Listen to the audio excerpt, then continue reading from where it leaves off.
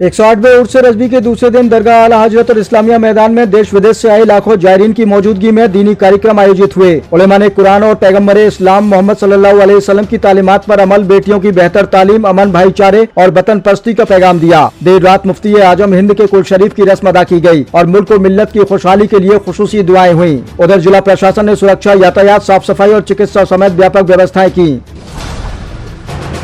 Bareilly शाबली board ने विकास और नागरिक सुविधाओं को लेकर कई बड़े फैसले लिए हैं। बोर्ड ने 1 जनवरी 2026 से कर्मचारियों और पेंशनरों के लिए 60% महंगाई भत्ता, साथ ही एस्काडा आधारित आधुनिक जल आपूर्ति प्रणाली, मल्टी लेवल पार्किंग, आधुनिक ऑडिटोरियम और नए शैक्षणिक भवन, सड़क सुधार और सुरक्षा परियोजनाओं को भी हरी झंडी दे दी गई है।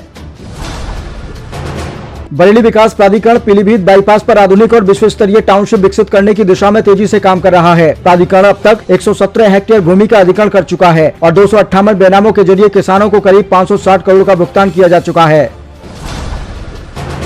भारतीय किसान यूनियन महात्मा टिकैत के प्रदेश महासचिव शोएब खान की संदिग्ध परिस्थितियों में मौत से इलाके में हड़कंप मच गया। गुरुवार देर रात शोएब अपने 2 साथियों के साथ अचानक चक्कर आने के बाद बेहोश हो गए। तीनों को बरेली के निजी अस्पताल ले जाया गया, जहां डॉक्टरों ने शोएब को मृत घोषित कर दिया। रेलवे भर्ती बोर्ड ग्रुप डी की परीक्षा में शामिल होने वाले अभ्यर्थियों की सुविधा के लिए पूर्वोत्तर रेलवे ने 8 से 25 अगस्त तक बरेली मऊ अनारक्षित परीक्षा स्पेशल ट्रेन चलाने का फैसला किया है। यह ट्रेन बरेली, इज्जतनगर, पीलीभीत, सीतापुर, लखनऊ, बादशाहनगर, डालीगंज, अयोध्या और आजमगढ़ के समेत कई प्रमुख स्टेशनों पर रुकेगी। ट्रेन में 16 अनारक्षित कोच लगाए जाएंगे।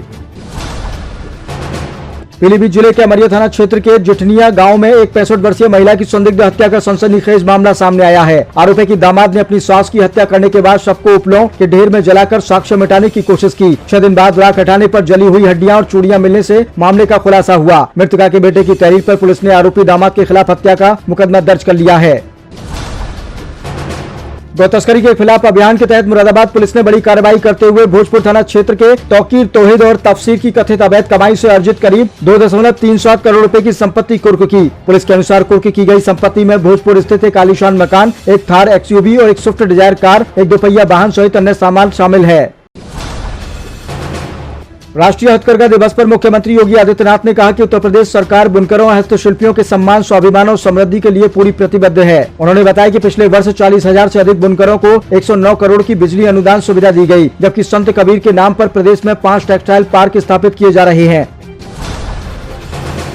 समाजवादी पार्टी के राष्ट्रीय अध्यक्ष अखिलेश यादव ने पीसीएस, आरओ, एआरओ और बीओ अभ्यर्थियों से मुलाकात कर उनकी अतिरिक्त अवसर की मांग का समर्थन किया। उन्होंने कहा कि सपा सरकार बनने पर युवाओं की समस्याओं का समाधान किया जाएगा। इस दौरान अखिलेश ने महंगाई, बेरोजगारी, शिक्षा और विकास के मुद्दों पर भाजपा सरकार को घेरते हुए दावा किया कि बढ़े हुए बजट के बावजूद जनता को राहत नहीं मिली है।